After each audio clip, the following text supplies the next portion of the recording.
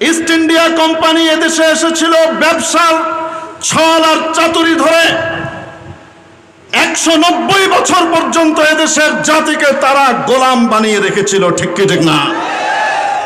আজকে east India কোম্পানির এই নব্যরূপী এনজিও এবং বেসরকারি সাহায্য সংস্থাগুলো এদেশে ঢুকেছে, গভীরভাবে ষড়যন্ত্রের জাল বিস্তার করে এদেশ থেকে ঢালাওভাবে ইসলামী কৃষ্টি কালচার এবং ইসলামী সংস্কৃতিকে ঝাঁকিয়ে বিদায় করবার অপচেষ্টা করে যাচ্ছে। ঠিক তেমনি ভাবে আমাদের পাহাড়ের ভেতরে ষড়যন্ত্রের জাল বুনছে এদেশ থেকে বিচ্ছিন্ন করে পূর্ব ত্রিপুরার মতো একটি খ্রিস্ট রাজ্য প্রতিষ্ঠা করবার জন্য, ঠিক কি ঠিক না? পরিষ্কার করে বলতে চাই, ভালোবাসা যদি করতেই হয় তো মুসলমানের সাথে ভালোবাসা করেন। এই সীমান্তের ওই পারের দাদাদেরকে চুমা দিয়েও লাভ নেই, জঙ্গলের ওই পারের নাক চ্যাপটা চীনাদেরকে গলা লাগিয়েও লাভ নাই। এরা আপনাকে 2-4টি ব্রিজ করার জন্য টাকা পয়সা দেবে, কিন্তু চীনের মদদে, আমেরিকা এবং ইউরোপিয়ান কান্ট্রিগুলোর মদদে, সম্মিলিত মদদে আমাদের পাহাড়ে কুকি চীন তৈরি করা হয়েছে, ঠিক কি ঠিক না? হেফাজতে ইসলামের নেতৃবৃন্দ এবং তৌহিদি জনতার প্রাণ পুরুষদের জন্য জেলখানার ব্যবস্থা করেছিল, মামলা হামলা হলিয়া বহুত কিছু দিয়েছিল। বাহ্যিকভাবে মনে হয় যে এটা অনেক বড় ক্ষতি করে দিয়েছে আমাদের। আমি আপনাদেরকে বলবো, ক্ষতি 4 আনারও করে নাই, 16 আনা আগিয়ে দিয়েছে। নিজেদের জন্য গর্ত খুঁড়ে তার উপর দিয়ে আমাদের পার হবার ব্রিজ করে দিয়েছে। এই জেল জুলুমের মাধ্যমে আলেম ওলামার সাথে তৌহিদি জনতার গোটা দেশের মানুষের আস্থার যে অটুট সম্পর্ক তৈরি হয়েছে, এটা বিচ্ছিন্ন করা কিয়ামত পর্যন্ত সম্ভব নয়, ঠিক কি ঠিক না? এই সেতুবন্ধন এবং এই ব্রিজটা তৈরি করে দিয়েছেন ওনারা। আজকে গোটা জাতি এবং দেশ আলেম ওলামা এই তৌহিদি নেতৃবৃন্দের পেছনে ঐক্যবদ্ধ। যারা গর্ত খুঁড়েছেন নিজেদের জন্যে, আমরা তাদের উদ্দেশ্যে বলতে চাই, পালাতে চাইলেও গর্ত খোঁড়ার কারণে পালাতে পারবেন না। যেই ব্রিজ নির্মাণ করেছেন আলেম ওলামাদের জন্য, সেই ব্রিজ ধরেই আগাতে হবে, আলেম ওলামার পিছন ধরেই যেতে হবে, এছাড়া মুক্তির কোনো উপায় নাই। নাম্বার 2, আল কুফরু মিল্লাতুন ওয়াহিদা। সমস্ত কুফরি তাকাত আল্লাহর নবীর ভাষ্য অনুযায়ী মুসলমানদের বিরুদ্ধে একজোট, এক প্ল্যাটফর্মে থাকবে। তাদের আপোষের স্নায়ু যুদ্ধ, স্বার্থের যুদ্ধ, এই যুদ্ধ ওই যুদ্ধ যাই থাক না কেন, মুসলমানদের এগেইনস্টে তারা সব সময় ঐক্যবদ্ধই থাকে, ঠিক কি ঠিক না?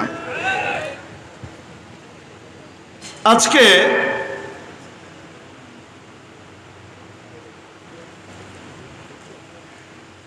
প্রিয় উপস্থিতি, আমাদের মুসলমানদের ছোট্ট একটা ভূমি বাংলাদেশ, মুসলমানদের এই অর্থে বলছি 92% জনতা হলো অধিবাসী এদেশের মুসলমান। বাকি 8% যারা আছেন তারা সুখে শান্তিতে নিশ্চিন্তে নিরাপত্তার সাথে নিজের জীবন এখানে নির্বাহ করছেন, ঠিক কি ঠিক না? ধর্মীয় সংখ্যালঘু হওয়ার কারণে আজ পর্যন্ত সংখ্যাগুরুরা কারো উপরে আক্রমণ করে ধর্মীয় দাঙ্গা তৈরি করেছে, বাংলাদেশে এর নজির নাই, ঠিক কি ঠিক না? মেরে মুহতারাম দোস্ত, এই অল্প ঐক্যটাও অনেকে বরদাস্ত করতে পারছে না। এজন্য আমাদের দেশের একটা অংশ পার্বত্য চট্টগ্রামকে নিয়ে ষড়যন্ত্রে মেতে উঠেছে, যে কোনো মূল্যে এটিকে খ্রিস্ট রাজ্য বানিয়ে আমার দেশ থেকে পৃথক করতে হবে। এই চক্রান্তের জানান মাননীয় প্রধানমন্ত্রী আজ কয়েকদিন আগে দিয়েছেন। অথচ আলেম ওলামারা আজ থেকে 35-40 বছর আগ থেকে এই ব্যাপারে জাতিকে সতর্ক করে আসছেন, ঠিক কি ঠিক না? আজ থেকে 40 বছর আগ থেকে আলেম ওলামারা বলছেন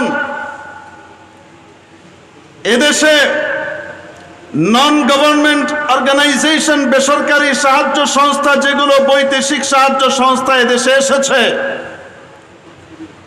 এরা হলো ইস্ট ইন্ডিয়া কোম্পানির নব্যরূপ। ইস্ট ইন্ডিয়া কোম্পানি এদেশে এসেছিল ব্যবসার ছল আর চাতুরি ধরে। 190 বছর পর্যন্ত এদেশের জাতিকে তারা গোলাম বানিয়ে রেখেছিল, ঠিক কি ঠিক না? আজকে ইস্ট ইন্ডিয়া কোম্পানির এই নব্যরূপী এনজিও এবং বেসরকারি সাহায্য সংস্থাগুলো এদেশে ঢুকেছে, গভীরভাবে ষড়যন্ত্রের জাল বিস্তার করে এদেশ থেকে ঢালাওভাবে ইসলামিক কৃষ্টি কালচার এবং ইসলামী সংস্কৃতিকে ঝাঁকিয়ে বিদায় করবার অপচেষ্টা করে যাচ্ছে। ঠিক তেমনি ভাবে আমাদের পাহাড়ের ভিতরে ষড়যন্ত্রের জাল বুনছে এদেশ থেকে বিচ্ছিন্ন করে পূর্ব তিমুরের মতো একটি খ্রিস্ট রাজ্য প্রতিষ্ঠা করবার জন্য, ঠিক কি ঠিক না? মাননীয় প্রধানমন্ত্রী, আমরা আপনাকে সাধুবাদ জানাই। শেষে হলেও আপনি স্বীকার করেছেন এদেশে খ্রিস্ট রাজ্য প্রতিষ্ঠার একটি ষড়যন্ত্র চলছে। কিন্তু আমরা বলতে চাই, একদিকে আপনি বেসরকারি সমস্ত বিদেশি চিহ্নিত এনজিওদেরকে ব্ল্যাঙ্ক চেক দিয়ে রাখবেন, নির্বিরোধীভাবে তাদেরকে কাজ করবার সুযোগ দেবেন, আর অপরদিকে দেশপ্রেমের ঘোষণা দেবেন আর বলবেন ওরা চক্রান্ত করছে, আর তাদেরকে আপনি ছাড় দিয়ে রাখবেন। জাতি কিন্তু এই দ্বিমুখী আচরণ দেখে হতাশ। আজকে এদেশে ব্র্যাক একটা এনজিও হিসেবে এসেছিল, আপনাদের মনে আছে কিনা? ব্র্যাক এসেছিল একটি এনজিও হিসেবে, তারপরে তারা ব্যবসা প্রতিষ্ঠান খুলেছে, তাদের আড়ং আছে। ব্র্যাকের ব্যবসা প্রতিষ্ঠান আড়ং। ব্র্যাক এদেশে ব্যাংকও করেছে, এদেশে আবার শিক্ষা প্রতিষ্ঠানও করেছে। চাই সেই শিক্ষা প্রতিষ্ঠানে শিক্ষা হোক চাই কুশিক্ষা হোক, তা নিয়ে আমার বলার দরকার নাই। যে সমস্ত মানুষ টাকা রাখতে চায় না, তাদের ব্যাংকে দিবে না, তাদের পকেট থেকেও টাকাটা টেনে বের করে আনবার জন্য বিকাশের ব্যবস্থা করেছে, ঠিক কি ঠিক না? এদেশের ধন সম্পদ সকলের সবকিছু লুটে নিয়ে তারা এই দেশের স্বার্থ বিরোধী এবং দেশ বিরোধী চক্রান্ত করে যাচ্ছে। তাদের ব্যাপারে কোনো রকমের বিধিনিষেধ, তাদের ব্যাপারে কোনো রকমের প্রতিবন্ধকতা তৈরি না করে যারা নাকি তাদের বিরুদ্ধে কথা বলে, সে সমস্ত আলেম ওলামার ঘরে যখন মামলার হামলার হুলিয়া চাপিয়ে দেওয়া হয়, তখন জাতি আপনার কথা বিশ্বাস করতে সন্দেহ করে। আমরা পরিষ্কার করে বলতে চাই, ভালোবাসা যদি করতেই হয় তো মুসলমানের সাথে ভালোবাসা করেন। এই সীমান্তের ওই পারের দাদাদেরকে চুমা দিয়েও লাভ নেই, জঙ্গলের ওই পারের নাক চ্যাপটা চীনাদেরকে গলা লাগিয়েও লাভ নাই। এরা আপনাকে 2-4টি ব্রিজ করার জন্য টাকা পয়সা দেবে, কিন্তু চীনের মদদে, আমেরিকা এবং ইউরোপিয়ান কান্ট্রিগুলোর মদদে, সম্মিলিত মদদে আমাদের পাহাড়ে কুকি চীন তৈরি করা হয়েছে, ঠিক কি ঠিক না? একের পর এক তারা দেশ বিরোধী কর্মতৎপরতা চালাচ্ছে। তাদের ব্যাপারে আপনি যথাযথ পদক্ষেপ নিন। চীনের সাথে শুধু বন্ধুত্বপূর্ণ সম্পর্ক রাখলে হবে না, তাদের ব্যাপারে সচেতনতাও অবলম্বন করা জরুরি, ঠিক কি ঠিক না? এদের ব্যাপারে ব্যবস্থা নেন, আমরা আপনাদের সাথে থাকব। কিন্তু যদি আপনি সবাইকে ছাড় দিয়ে রাখবেন আর মুখে মুখে বলবেন যে খ্রিস্ট রাজ্য প্রতিষ্ঠা হয়ে যাচ্ছে, কিন্তু এ সমস্ত ডাইভার্সনের মাধ্যমে দেশ আর জাতি দ্বিতীয়বার বিভ্রান্ত হতে রাজি নাই, ঠিক না? আমাদের একটাই কথা, এই দেশ এর মুসলমান কখনোই আপনাদের ঘাড়ে পড়তে যাবে না। কে ক্ষমতায় আসলো, কে ক্ষমতা থেকে নামলো, তা নিয়ে আমাদের মাথা ব্যথা নাই, তা নিয়ে হেফাজতে ইসলামের মাথা ব্যথা নাই। কিন্তু যদি ইসলামের গায়ে সামান্য আঁচড় দেওয়া হয়, ইসলামের দিকে যদি সামান্য বাঁকা চোখে তাকানো হয়, তাহলে সেই চোখ যারই হোক না কেন চোখ উপড়ে ফেলা হবে, ছেড়ে দেওয়া হবে না। নাসরুম মিনাল্লাহি ওয়া ফাতহুন করিব। আসসালামু আলাইকুম ওয়া রাহমাতুল্লাহি ওয়া বারাকাতুহু।